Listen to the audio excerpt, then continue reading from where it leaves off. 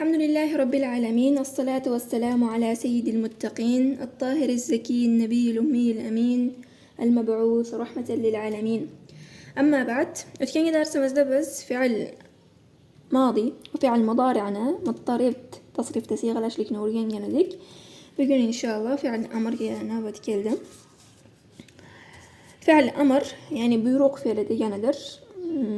Ya'niki siz bir insondan bir narsani qilishlikni talab qilishingiz bu buyruq fe'li deyiladi. Madi, fiil mudari', fiil amr deyotganimizda, demak mana bu amr siyg'asi faqatgina muxotobdan yasaladi. To'yib. Demak muxotobdan yasalar ekan.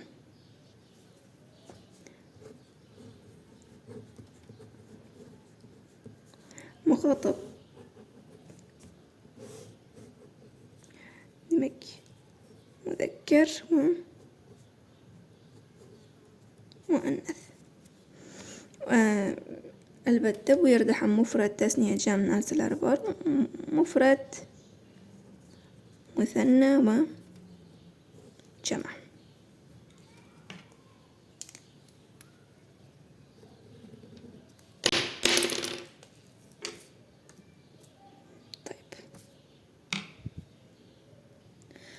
Xo'p, demak mana bu al-amr bis-sig'a deb nomlanadi o'zi arab tilida. Shu ham yozib qo'yaylik.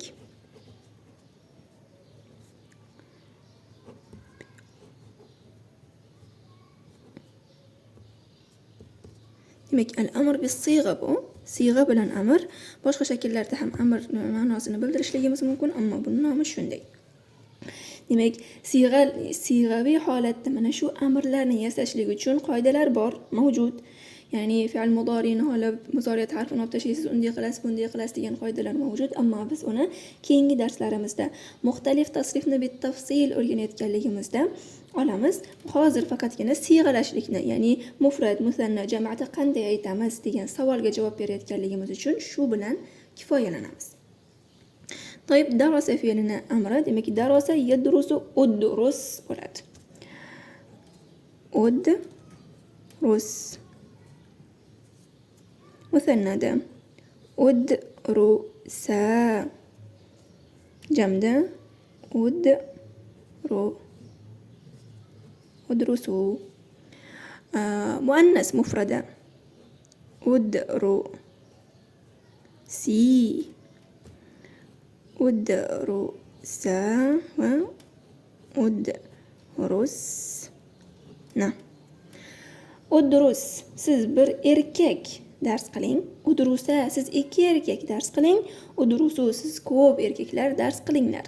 Udrusi siz bir ayol dars qiling. Udrusa siz ikki ayol dars qiling. Udrusna siz ko'p ayollar dars qilinglar. E'tibor berganinglar kabi, demak musannada ikkala siyg'ada ham bir xil shakl bo'lyapti. Demak bu yerda faqatgina 5 ta har xil ko'rinishdagi siyg'alarimiz mavjud. To'yib.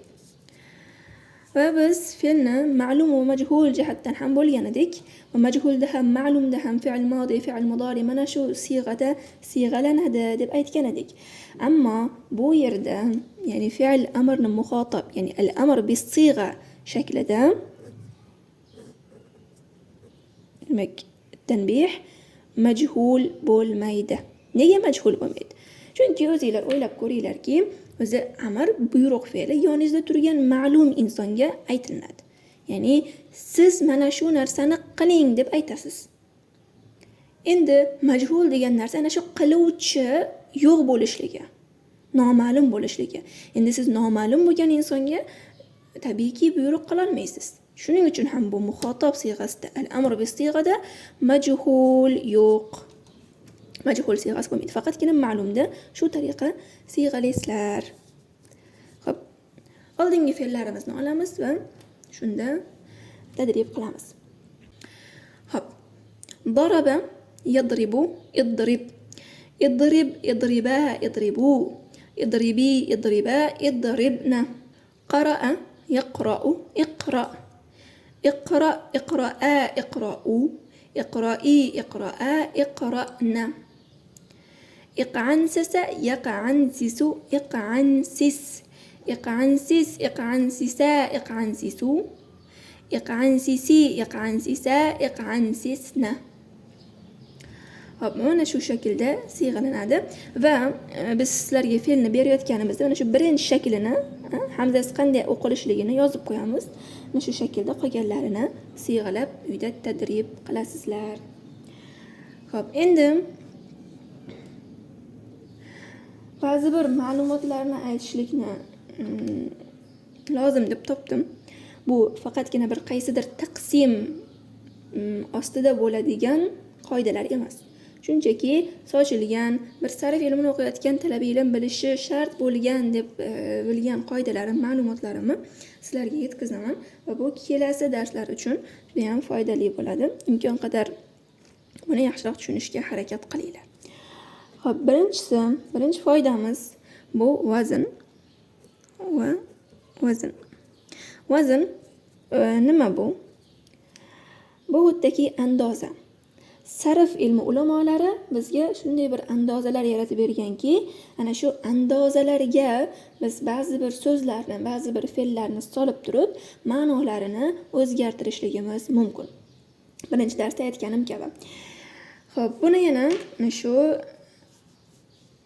bir chevar deb tasavvur qilinglar. U demak, o'lchamlarini lohida o'zi uchun qirqib oladida, doim ana shuni ishlatadi. Adashib qolmasligi yoki boshqa bir narsa bo'lmasligi uchun, osonroq bo'lishligi uchun ana shuni ishlatadi. Xuddi shu narsa bu yerda ham mavjud. Demak, ulamolarimiz bizga demak fa, ayn va lam mana shu 3 harfni bizga andoza qilib berishgan. Yana buni qo'shib yozadigan bo'lsak, fa'ala bo'ladi. O'zi fa'alaning ma'nosi ham qilmoq degan ma'noda. Qilmoq degan narsa barcha fe'llarga mos tushib ketadi. Shuning uchun ham bu fa, ayn va lam harflari bizga vazn, ya'ni andoza o'laroq tanlangan. Xo'p. Bunga qanday qilib solamiz deyilsa, ismni yoki fe'lni asli vaznini, asli holatini, asli ko'rinishini olasiz. Masalan, lug'at kitobini ochdingizda, men doim darosani misol qilyapman, tushunishinglar uchun bu barcha fe'llarga tushadi. O'tilgan narsalar barcha fe'llarga mos tushadi. Xo'p, da, ra, sa. Mana va mana. Da, ra, sa. Dal, ayn va lam.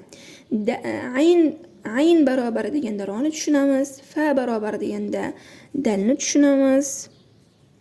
Va lam barobar deganda demak sin harfini tushunamiz. Misollar alohida qilib yozay. Qa, ra, a yoki a, ka, la. Yana qanday fe'l bor? Za, ha, ba.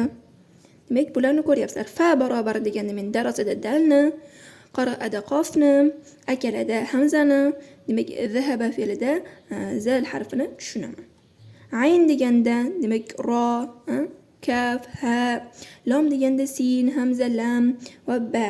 Mana shu shakllarni demak bizga andoza qilib bergan fa'ala vazniga tushirishligimiz uchun. Agarki fe'limiz 3 harfli bo'ladigan bo'lsa fa'alaga, agar asli harflari, ya'ni siz lug'at kitobini ochganingizda 4 harfli fe'l bo'ladigan bo'lsa, lam bittaga ko'paytiriladi. Ya'ni 2 ta lam bo'ladi.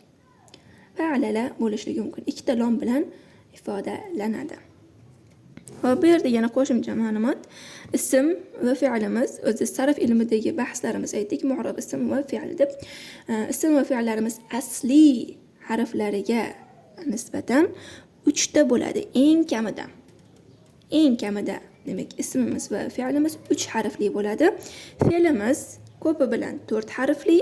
Demak, fe'l ko'pi bilan 4, ism esa asli harflariga nisbatan 5 ta bo'lishligi mumkin.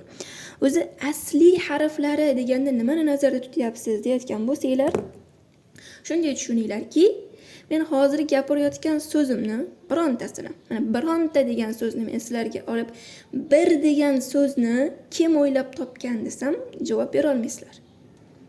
Ya'ni lug'atlarda ishlatilgan so'zlar aslan kim o'ylab topganligi ma'lum emas. Va ulamolar aytishadiki, buni Alloh taolo demak Odam alayhisalomga o'rgatgan. har qanday demak tildagi asliy so'zlarni Odam alayhissalomga o'rgatgan, undan keyin insonlar o'zlarining ehtiyojlariga qarab turib ularni har xil ana shu aslilardan chiqarib olishgan. Va bunga dalil o'laroq va allamal adamal asma'a kullaha, odamga demak ismlarni hammasini o'rgatdi degan oyatni dalil qilishadi. Demak, ana shu Alloh taolo demak Odam alayhissalomga o'rgatgan asli so'zlar biz bilmaymiz u qanday yasalganligini, Alloh taolo yasagan, ya'ni yaratgan. Demak, ana shu asli so'zlar mana bu nimalarga tushadi. Demak, u asli. Endi ba'zan mana shu aslilarga biz qo'shimchalar qo'shib turib, boshqa ma'noli so'zlarni yaratamiz. Misol uchun darosaga dars qiluvchi demoqchi bo'lsam, o'rtaga bitta alif ziyoda qilaman-da, daris qilaman. Yoki madrus qilib o'zgartiraman. Endi bu asl emas. Demak, asli mana bu darosa. Alloh taolo shunday yaratgan. Demak, darosa dars qilishlikka shunday qo'yilgan narsa. Mana bu asli harf deyiladi. Demak, fe'llarimiz asli harflari 3 ta bo'lishligi va 4 ta bo'lishligi mumkin. Ismlarimizni asli harflari 3 ta bo'lishligi, 4 ta bo'lishligi, 5 ta bo'lishligi mumkin. Endi qo'shimchalar qo'shilganda nechta harfgacha bo'ladi deyilsa, javob berishadiki 7 harfgacha bo'lishligi mumkin. Fe'limiz ham, ismimiz ham. Xo'p. Demak, bu birinchi ma'lumotimiz edi.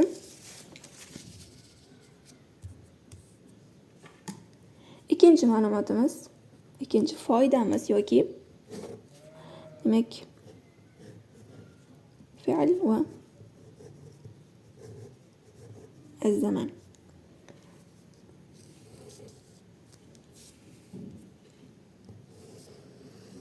Fe'l va az-zaman. Fe'limiz, fe'l sarfda va nahvda demak oldin ham aytgan edik, modi bo'lishligi, mudori' bo'lishligi va amr bo'lishligi mumkin. Ammo zamon esa doimiy o'zgarmaydigan holatda. Demak, modi, hol va istiqbal.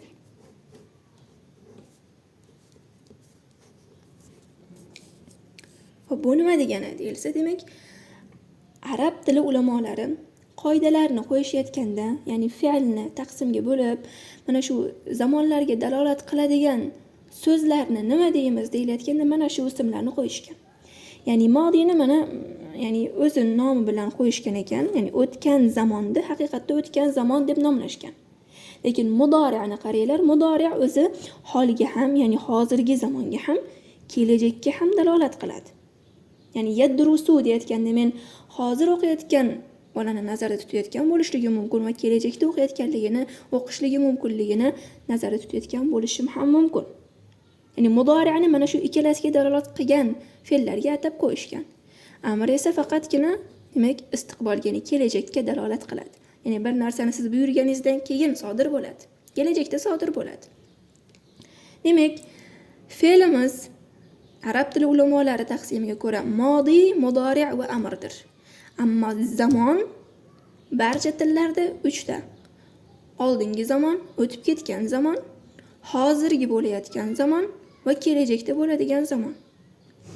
Mozi fe'limiz o'tgan zamonga dalolat qiladi. Mudori' fe'limiz hozirgi va kelasi zamonga dalolat qiladi. Amr fe'limiz kelasi zamonga dalolat qiladi. Ya'ni bu ikkalasini ajratib olishinglar kerak. Fe'l alohida narsa, zamon esa alohida narsa.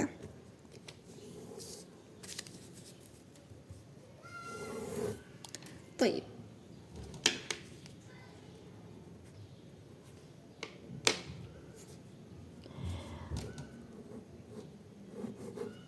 Fe'lni juda ham ko'p taqsimlarga bo'layapmiz, har xil taqsimlarga.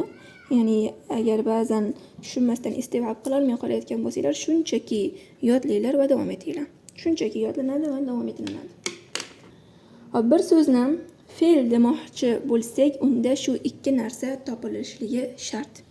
Birinchisi al-hadas va ikkinchisi az-zaman. Hadas va zaman.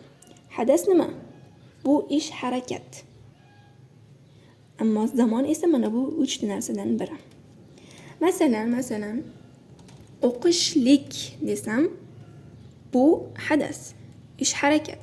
Sizlarning xayolingizga qandaydir bir narsani ko'z yugurtirayotganligi kelishligi mumkin.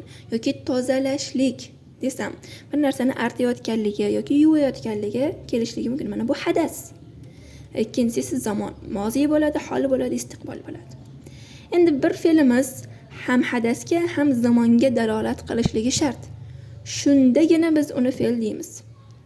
Masalan, darosa fe'li dars qilmoq, ham o'qishlik bor unda, hadas bor va o'qidi degan zamon, ya'ni modiy bor. Yadrusu o'qiyapti, hadas bor va hol bilan istiqbol bor. O'qi, hadas bor va istiqbol, zamon bor. Demak, fe'limizda ham hadas bo'lsin, ham zamon bo'lsin. Ikkalasidan biri topilmaydigan bo'lsa, u fe'l emas. U fe'l emas. Misol bormi? Albatta. Masalan, qiro'ani olaylik. Qiro'a, o'qimoq. O'qimoq deganda sizlarning xayolingizga albatta o'qishlik yoki yozmoq deganda yozilayotgan qandaydir ish harakat keladi. Shu inson bajarayotgan bir narsa keladi, lekin zamon yo'q. Endi o'qidi desak, siz tushunasizki, ha, oldingi zamonda bo'libdi. Mana bu fe'l. Endi buni nega aytyapman? Agarki bir so'z hadasga dalolat qilib, zamonga dalolat qilmasa, u masdar deyiladi. Pastga yozaylik.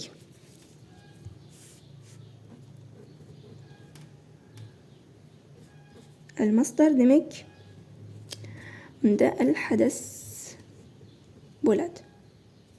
Zamon esa bo'lmaydi.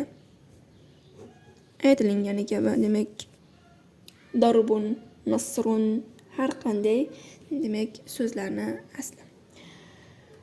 Xo'p, demak, masdarni bizda o'zak ham deyiladi, o'zbek tilida o'zak va ular bizda demak moq yoki ish shakllarida bildiriladi. Ya'ni o'qimoq, o'qish. Ikkalasi ham masdar. Unda hadas bor, zamon yo'q. Demak, bu masdar edi. Va keyingi foydamiz demak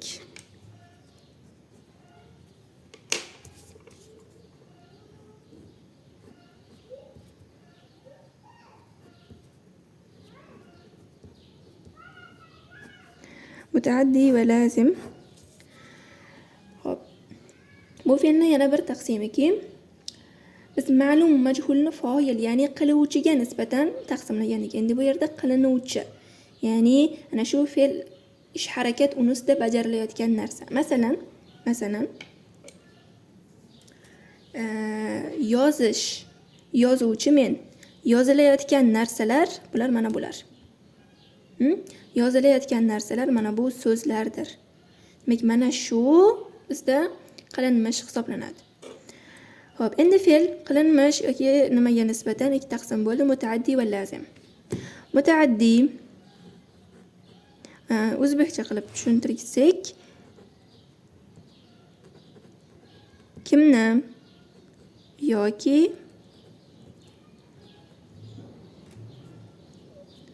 nimani degan savolga javob bersa, u mutaaddidir. Agar mabodosiga javob bera olmay qolsa, bu lozimdir. Masalan, akala fe'lini olamiz. Akala, yedi. Nimani yedi? Yeyiladigan narsalar juda ham ko'p. Olma bo'lishligi, taom bo'lishligi, har qanday bir boshqa yeyiladigan narsalarning turlari juda ham ko'p. Nimani degan savolga demak javob bo'lyapti. Demak, bu mutaaddi. Ammo uni qarshisida o'lgan, demak, qa'ada yoki jalasa yoki dakhala mana shu shaklda. Xo'p, o'tirdi. Kimni o'tirdi? Nimani o'tirdi? Tushmaydi. Dakhala kirdi. Kimni kirdi? Nimani kirdi? Tushmayapti. Demak, bular lozimdir. Nimaga mutaaddi va lozimni aytyapsiz desa, aytilgandek, bu kelasi darslar uchun asosiy narsalar bo'lib beradi. To'yib, mana shu yerga ham